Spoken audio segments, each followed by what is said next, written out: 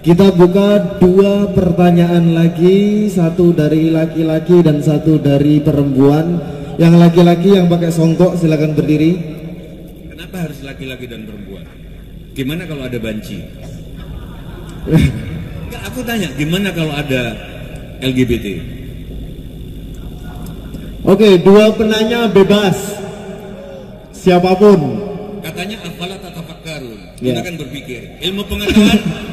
Ilmu pengetahuan membuktikan bahwa LGBT bukan penyakit. LGBT memang ada genetik. Ada yang ikut-ikutan, tapi ada yang memang genetik. Karena ya harus kita pecahkan bersama. Katanya harus menghormati ilmu pengetahuan. Ya. Yuk silakan. Oke, yang pakai kopiah tadi silakan berdiri, maju ke depan, sebutkan nama dan dari mana.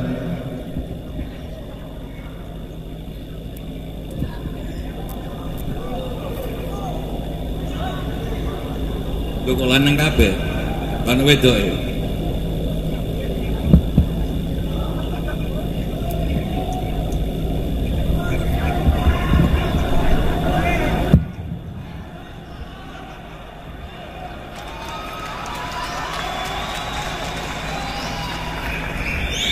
Bismillahirrahmanirrahim. Assalamualaikum warahmatullahi wabarakatuh. Terima kasih atas kesempatannya, Mbah. Saya mau bertanya terkait tadi, setiap segala sesuatu itu mempunyai pola-pola. Nah, kadang kita tidak jeli bagaimana mempertemukan atau mengharmonikan. Semua pola sama. Nanti kalau kamu nikah, kamu punya anak kecil, belum bikin kamar, habis itu kamu mulai gede SD, mulai bikin kamar 1. Mulai lagi anakmu 2, kamu bikin kamar 3, anakmu makin gede, rumahmu makin gede, setelah rumah gede, anakmu kuliah semua, keluar kota, kamu tinggal berdua sama istrimu, rumahmu kosong. Semua polanya gitu. Nih, terima kasih. Gini, ketika dihadapkan pada sebuah organisasi itu banyak pola-pola, artinya banyak potensi-potensi banyak di dalam organisasi itu. Bagaimana mengharmonikan potensi-potensi atau pola-pola itu sehingga bisa diorkestrakan menjadi sebuah penampilan yang memukau seperti penampilan Mbak. Terima kasih. Polamu itu pola Jawa apa pola Madura? Nek pola Madura itu kaken pola. Ya, nggih. Nek Madura Nggih. marah bukan sila pola. Sila pola muda gitu. Udah biasa boy nang ada lamongan itu polanya itu. Polamu sing ndi? Rancau, Pak. Rancau. Seringkali satu pola menyempelekan pola lain. Begitu juga sebaliknya. Artinya pola tersebut tidak bisa harmoni. Bagaimana pola segitiga tersebut itu bisa harmoni dan bisa ditampilkan? Setiap hal, kata orang Jawa, genepe laku kuwi ono telu. Itu kalau yang ada ayat Al-Qur'an bisa nambahin. Kalau ada di Al-Qur'an, tolong tambahin. Saya terima kasih. Genepe laku kuwi telu. Miwiti, nengahi, mungkasi. Kamu mau melamar orang, mau melamar pekerjaan, pasti ada miwiti, nengahi, mungkasi. Waktu perang Bharatayuda, yang miwiti adalah Prabu Kresna sebagai duta. Kresna gagal sebagai duta, maju lagi Dewi Kunti punya Pandawa, gagal. Tengahnya mungkasi, terjadilah perang. Oke, itu pola. Aku nggak tahu, mungkin di pembacaan kitab suci ada 3 tahapan, aku nggak tahu. Tapi, iya, bisa diungkapkan nggak Pak? Bisa, tolong.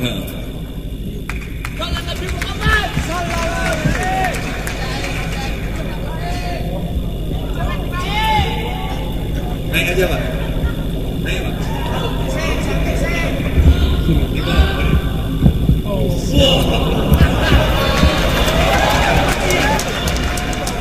Assalamualaikum warahmatullahi wabarakatuh. Jane lagunya itu tadi yang saya tunggu itu, tak jiwiti tak selenti saking gemes ada. Mesku kowe pandang orang aku nganti teriki kecu nganti ting kliwek kuku. Saking gemesnya dijiwiti diselenti gitu ya. Ya, oke. Jadi gini, tahapan 3 barangkali kalau saya dikoreksi, saya nambah aja bahwa kenapa Gusti Allah menyebut yang pertama adalah Rabbin Nas. kemudian baru disusul malikin nas, baru ilahin nas. Barangkali itu tahapannya. Pertama kita oleh Allah itu dirobbi, Allah ngeramut kita. Setelah itu malikin nas, Allah penguasa kita. Baru yang terakhir adalah sesembahan kita. Barangkali itu. Terima kasih Mas. Tak pikir nerangno dawa nek ngono tok aku yang ngerti Mas. Enggak tapi thank you. Nah, saya bersyukur karena waktu di alun-alun. Gimana? Iya. Waktu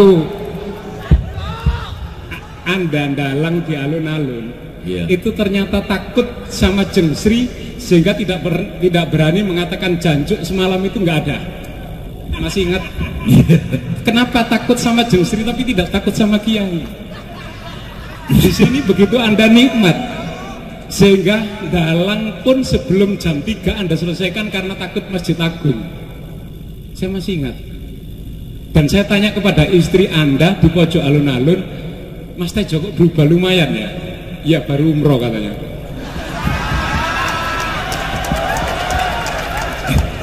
Nah persoalannya waktu umroh itu pertanyaan yang tadi. Waktu di Mekah ya gak sembahyang gelas. Aku di Mekah sembahyang. Oh iya. Aku di Mekah sembahyang. Terus pulang. Definisi sembahyang apa sih? Nah sembahyang itu ngekei gambar sing dimaksud wong ngene, ya. Iki ngekei gambar wong sholat di dunia. Sholat apa cuman ngekei gambar wong sholat nang dunia? Nah, ini panjang sebenarnya penjelasan. Tadi yang panjang saya bikin pendek, tapi ini sebenarnya penjelasan panjang karena jangan yang panjang, jangan dibikin pendek. Ibu-ibu nggak suka?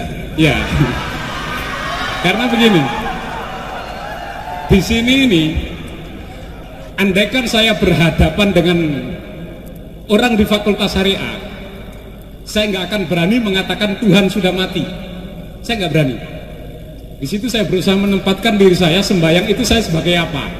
Tapi kalau saya berhadapan dengan anak usuluddin yang madrasahnya di pesantren, saya mengatakan Tuhan sudah mati, dia akan mengatakan bahwa Tuhan sudah musyrik. Itu kembali ke keyakinan seperti yang Anda katakan di Indonesia Harus kemarin TV One sampai jam 12 Pak Anteni. Saya setuju. Pak Tejo itu ngomong apa? Saya setuju istilah Tuhan sudah mati dari Nietzsche. Pakar di Jerman itu kan, Nietzsche. Tapi yang dimaksud Tuhan sudah mati, Tuhan lama. Tuhan dalam definisi lama. Tuhan dalam definisi lama ya Tuhan sosok. Ya. Begitu Tuhan sosok, bagi saya itu sudah mati. Ya. Yang ada sekarang Tuhan tajalli. Ya pinter Anda. Jadi, ya. Hiburan dong, ini hiburan dong. Wes dari ini. Nih. Hadiah jenengan Pak Sinten? Saya. Ya. Putu Salam. Di Bali. Enggak. Mbak saya namanya Salam. Terus?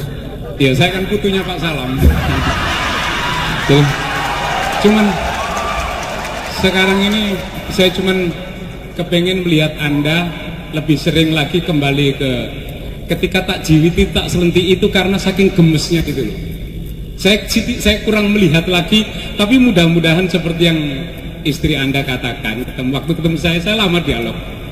Karena saya mengikuti Pak Tejo itu sejak dalam di Songoyu. Bu Sri itu orang Lamongan. Iya. Bapaknya dimakamkan di depan ini, Pak Tarjo. Bagi saya, dia salah satu pengejawantan dari wali. Bagi saya, dia yang membuat buku Rahwana Putih. Rahwana bagus. Puisi-puisinya besok minggu saya bacakan lagi di kelompok meditasi Nusantara. Puisinya tentang Rahwana. Jadi di mana? Kenapa di Jakarta? Saya datang ya. Silakan. Boleh. Silakan. Jadi saya melihat istri saya tahu. Aku sesibuk-sibuk apapun, Kiki tahu. Kalau dipanggil Bu Teddy jam berapapun, saya datang. Termasuk ada peringatan pokoknya dalang semalam tidak boleh bilang jancuk dan Anda tersiksa ini. Iya memang tersiksa, kalau ngomong jancuk asu tenan itu. Oke, sudah untuk Pak Putu Salam. Ya. Nah? Oh, ya oke sekalian. Oke ya. Oke.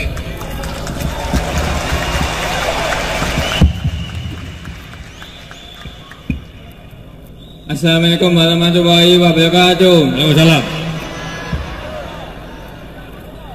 Nama Bagus Nabati Adi, asal dari Kecamatan Kanggeneng, Kabupaten Lamongan. Kan judul lagu judul sampean kan ada yang judulnya Gantuk. Itu jangan ngomong, itu haram. Hah? Haram, ngomong janjo itu haram. Saya nggak akan ngomong itu lagi. Itu. Saya tanya, kenapa Mbak menciptakan lagu itu? Jadi kenapa Mbak kepikiran untuk membuat kata itu menjadi sebuah lagu dan menjadi sebuah kayak Mbak? Karena kenapa saya bikin tolong tenang,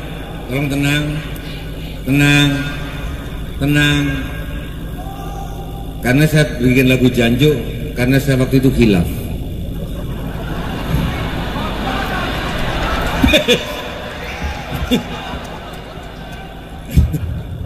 Enggak, gini loh, saya ingin mengembalikan kata janjo sebagai, karena bagi saya janjo itu tujuannya untuk keakraban satu sama lain. Jadi itu tujuannya.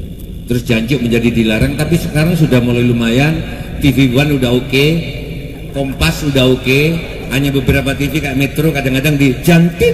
Ya. Tapi kalau Metro sama TV One sama Kompas sudah mulai oke. Aku berharap nanti beberapa TV dan mungkin nanti tinggal Pak Ma'ruf Amin bilang janjo gitu ya. Itu sekian dari saya. Wassalamualaikum warahmatullahi wabarakatuh. Waalaikumsalam warahmatullahi wabarakatuh. Oke, thank you. Mengenduk salam untuk Pak Putu. Ya, monggo untuk Pak Putu. Ayo, Nduk. Pak Putu, ini buat sampean dan buat seluruh hadirin.